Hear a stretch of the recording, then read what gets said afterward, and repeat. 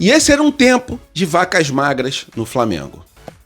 Eu chego no Flamengo, o Flamengo penúltimo colocado do Campeonato Brasileiro. Eu chego. Tanto que quando o Kleber me contrata, ele fala, vê 2 jogos aí, vê o que você acha. O Flamengo perde um jogo do Santos e o Atlético Paranaense, acho que de 4-5. Aí ele me liga e fala, Fábio, você viu os jogos? Falei, vi. Fudeu, né? Aí eu falei, caramba, apresentar feio o negócio. Aí eu falo, deixa eu só conversar com a minha esposa aqui o negócio e já te ligo. Aí eu desligo o telefone e minha esposa, amor, esquece, né? Não vai, minha esposa não queria mais que eu jogar. Não, deixa pra lá, vamos. Mas 30 anos você tinha, vamos tocar a pizzaria. Aí eu falei, amor, pensa uma coisa só. Joguei no Corinthians. Aí agora tem o Flamengo, são as 2 maiores torcidas do Brasil. Agora, não, mas tudo bem, mas pô, a torcida é brava lá no Rio de Janeiro. Eu falei, amor, entende uma coisa, pior que tá, não fica. Eu falei, o Flamengo tá em penúltimo do Brasileiro. O time já era considerado rebaixado. Pior que tá, não fica. E se eu chegar, alguma coisa vai melhorar. Porque eu me conheço. Eu vou dar um start nessa porra. Que legal. Aí minha esposa, eu não vou. Aí eu falo, amor, sabe que eu te amo, mas eu vou. Você pode ficar, eu vou. Eu vou encarar esse desafio. Aí eu ligo pra ele, Kleber, que dia que apresenta? Apresenta o dia. Eu falei, tá bom. Aí eu apresentei, aí o Flamengo, assim, pra encurtar a história, não sei se a gente vai falar mais, não, mas eu chego, o Flamengo penúltimo do Brasileiro, começando o segundo turno, o Flamengo termina em 3º lugar do Brasileiro, com vaga na Libertadores. E só não foi segundo, porque lá no Rio fala que o vice é o Vasco. Aí a torcida pressionou a gente. Porra, vice é o... É isso, galera. O Flamengo lutava realmente para não cair. Fábio Luciano foi muito importante. E no vídeo de hoje, a gente vai falar sobre a contratação do Jorginho. Jorginho tá com o pé na gávea, até porque o pedido financeiro que ele fez, o BAP acabou cedendo. Então tá nas mãos do jogador esse pré-contrato. Em relação a Danilo, né? A volta do Danilo está prevista para o próximo domingo. Danilo que teve 2 contusões no mesmo lugar. Em relação a Flamengo versus Volta Redonda, vamos tentar comentar essa partida do Sub-20, que mais uma vez não teve a transmissão da Flamengo TV. Sobre Arrascaeta e Bruno Henrique, né? Pô, os dois salvaram o Flamengo numa partida que o Flamengo teve muito desperdício em relação às finalizações. E sobre os devedores do Flamengo, José Boto, ele botou a boca no trombone. Essas e outras vocês encontram agora na Fla Geral TV, então deixe seu like, se inscreva no canal Fla Geral, que tem tudo da base ao profissional. Isso aqui é Flamengo! Rapaziada, as negociações com o Jorginho são negociações complicadas, isso aí não é mistério, né? Parece com aquela negociação com o Felipe Luiz, na época que o Felipe Luiz veio da Europa para o Brasil, as negociações elas se arrastaram bastante. E a negociação com o Jorginho parece estar muito próxima de um final. Até porque, segundo o Globo Esporte, após a última reunião entre Flamengo e Jorginho, os dois cederam um pouquinho, né? O Flamengo aumentou um pouquinho a proposta e o Jorginho diminuiu a pedida dele. A pedida inicial do Jorginho era de mais ou menos 12 milhões de euros.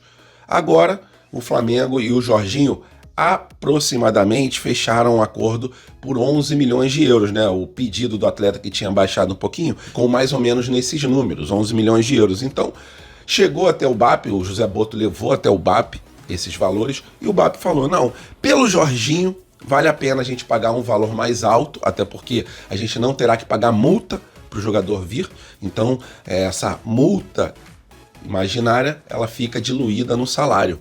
Então o BAP ele falou, ok, pode oferecer para ele esse valor que ele pediu, faça essa oferta, o Flamengo não aumentará mais para tentar a contratação dele, mas chegou aos valores pedidos pelo jogador.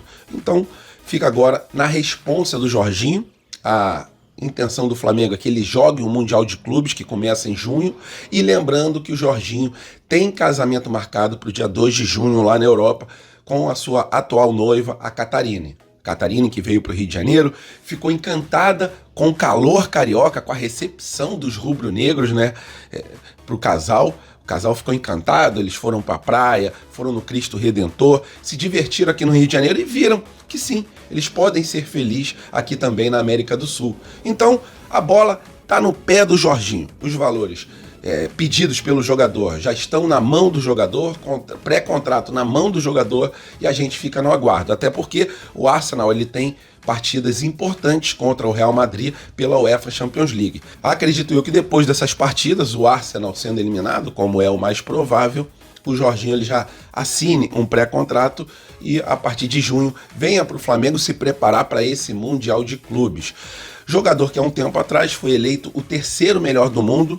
O elenco do Flamengo é um elenco de excelência, mas com a chegada de reforços no naipe ali do Jorginho, esse nível ele sobe cada vez mais e dá mais opções também ao Filipe Luís, né? Uma temporada muito longa, apesar de ser um jogador com uma idade mais avançada, mas a parte física dele não preocupa, que não é um jogador com histórico gigantesco de lesões.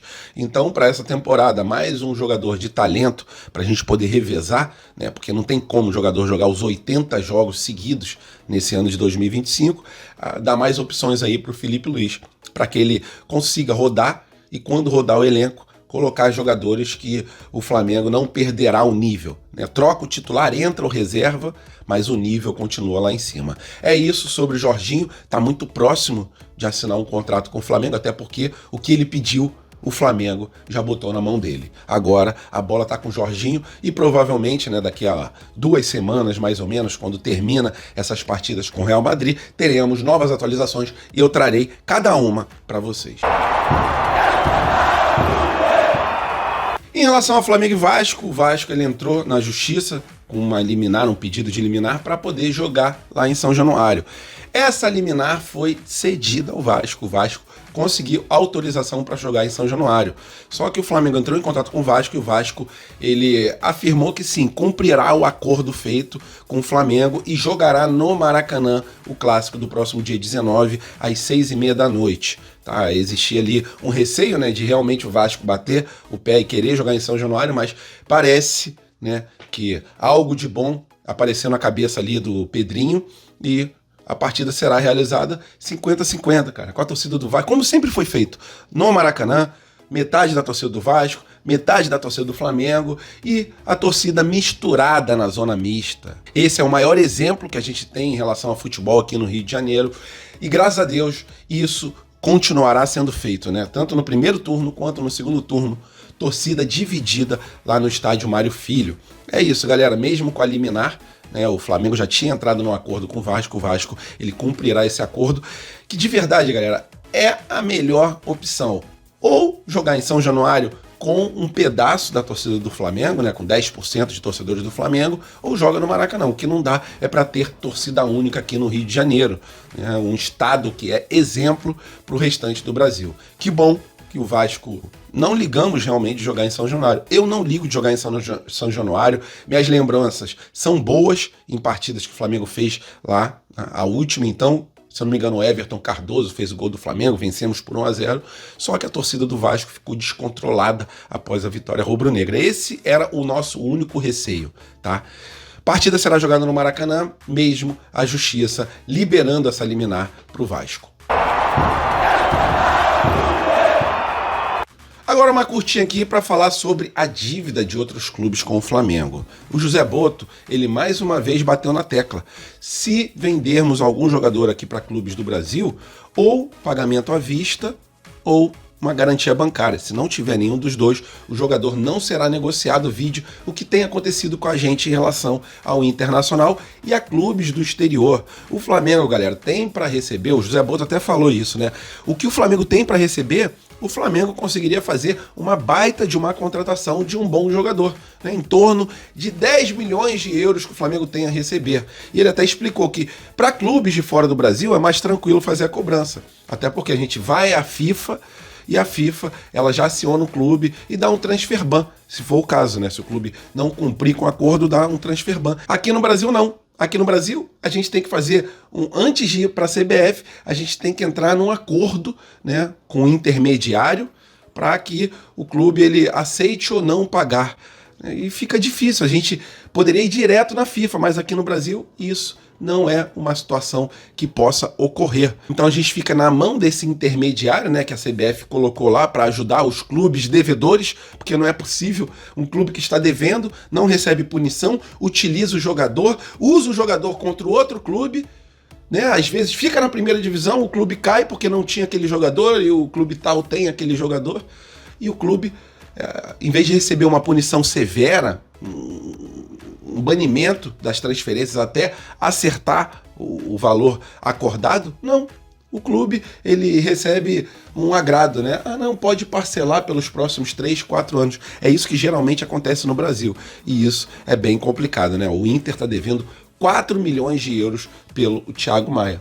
E a gente fica nessa situação, a gente fica com uma mão na frente, outra atrás, o Inter utilizando o jogador, se bobear até vende o jogador. E aí, como é que fica a nossa situação? Só não vendeu o jogador porque o Flamengo não conseguiu a garantia bancária do Santos. Enquanto o futebol brasileiro tiver esse tipo de conduta, o futebol brasileiro continuará muito atrasado em relação ao futebol europeu. O clube que compra tem a obrigação de pagar, porque o clube que vendeu ficou sem o jogador e fica também sem o dinheiro. Agora uma curtinha aqui para falar sobre Arrascaeta e Bruno Henrique, né? Os dois heróis da última partida do Flamengo contra o Vitória. Partida essa que, mais uma vez, infelizmente, o Flamengo perdeu muito gol, né? O próprio Felipe Luiz admitiu isso na coletiva, né? Tem que melhorar essa parte de finalização, porque aquela velha história, quem não faz, toma. Isso aí é uma máxima no futebol. E no primeiro tempo, a gente perdeu um caminhão de gols. Cebolinha perdeu gol, Jorginho perdeu gol, entre outros jogadores também. Então, se a gente melhorar um pouquinho na finalização, a gente não passa um perrengue tão grande como passamos no segundo tempo contra o Vitória. No segundo tempo, é isso que eu queria falar, cara. O segundo tempo, o Arrascaeta fez um gol à la Romário, né? Pegou, driblou todo mundo ali na área adversária, deu aquele biquinho, cara, nem parecia que o Arrascaeta iria chutar pro gol, porque ele nem pegou distância da bola, mas deu aquele biquinho com precisão, né? Quem joga sinuca sabe disso. A atacada foi certeira, ele mandou no cantinho, abriu o placar, o Flamengo tomou um empate e no final do jogo, mais uma vez, o Bruno Henrique salvando o Flamengo. E o Bruno Henrique jogando ali meio que no sacrifício, né? Segundo o próprio Felipe Luiz, ele não tinha condições de jogar os 90 minutos, mas o Bruno Henrique ele representa muito a torcida do Flamengo dentro de campo. É um jogador que, desde 2019, não decepciona, né? O Flamengo pode até perder, geralmente ele se entrega muito dentro dos jogos. Não lembro de muitas partidas que a gente fale assim, o Bruno Henrique jogou muito mal. Não, o Bruno Henrique sempre se entrega muito e mais uma vez foi salvador, né? Não é centroavante nato, mas estava na posição de centroavante. Então eu queria muito exaltar e parabenizar tanto o Arrascaeta quanto o Bruno Henrique. Eles são da geração de 2019. Só que ainda jogam bastante, principalmente o Bruno Henrique, né? O Arrascaeta oscila um pouquinho mais, mas tem também uma qualidade inacreditável, né? Que gol que ele fez, e no final do jogo ele ainda falou, o repórter falou, e aí, se inspirou no Ronaldinho? Ele falou, eu via e vejo ainda muitos gols de craques, principalmente do Romário. Então esse gol foi realmente à la Romário, inspirado no Romário, e deixou a nação rubro-negra mais tranquila. O Flamengo conseguiu 3 pontos, agora está com 4 pontos, né? A mesma pontuação do primeiro colocado, 4 pontos, e a diferença por causa do saldo de gols. É isso em relação a Arrascaeta e Bruno Henrique. Quanto mais envelhecem, mais experientes ficam. Podem não estar tão bem fisicamente quanto estavam em 2019. O tempo passa, né? Já estamos em 2025, já fazem praticamente 6 anos que os atletas fizeram aquele ano mágico, né? O Flamengo teve aquele ano mágico de 2019. Os problemas físicos veio tanto no Arrascaeta quanto também no Bruno Henrique, mas os dois se entregam bastante, têm muita qualidade e mais uma vez salvaram o time rubro-negro. E agora falando sobre plantão médico, mais especificamente sobre o jogador Danilo, que se lesionou 2 vezes no adutor da coxa direita. O jogador fez a sua última partida dia 22 de fevereiro contra o Maricá, né? Sentiu a posterior da coxa direita, fez o tratamento, mas quando estava começando a ser liberado para voltar a treinar normalmente com o grupo, ele sentiu mais uma vez. Então ele teve 2 lesões no adutor da coxa direita. Isso fez com que o Flamengo ficasse bem cauteloso com a sua volta, né? O Flamengo pretende, segundo o Globo Esporte, contar com ele no próximo domingo contra o Grêmio, né? A partida do meio da semana contra o Córdoba, o jogador com certeza não será relacionado. Só que a tendência é que ele, nessa semana, já volte a treinar com o restante do grupo e tem ali a sua liberação total, esteja 100%. O Flamengo tem uma cautela muito grande para que não tenha uma outra lesão no mesmo lugar. O jogador já tem 33 anos, tem uma idade mais avançada, o seu histórico de lesões Não é um histórico muito grande, mas também não é um histórico intacto, como alguns jogadores, né? Tem jogadores que já têm uma idade mais avançada, mas tem a parte física ali espetacular, geralmente não sofre lesão. Não é o caso do Danilo. Danilo sofreu essas 2 lesões no mesmo lugar.